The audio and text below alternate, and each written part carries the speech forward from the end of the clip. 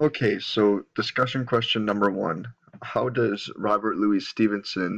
his use of imagery add to the poem? I'll give you a second or two to think about the poem that was just read. Use your short-term memory and we'll go to my answers.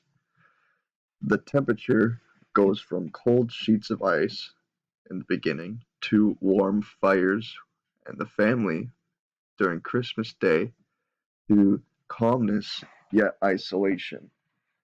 Similarly, the speaker goes from being alone to talking about many people at Christmas to his crewmate shouting in doubt back on the ship. Finally, the sea can be compared to the narrator's thoughts, starting rough, stormy, dangerous, going to absolute calamity, finally back to calm.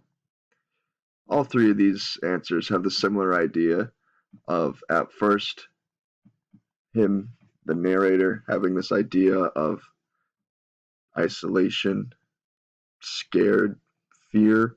Fear is a big one. Uh, to a good memory of Christmas, being home, being safe.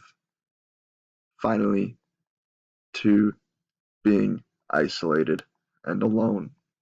Calm, yet alone. So that's those three potential answers.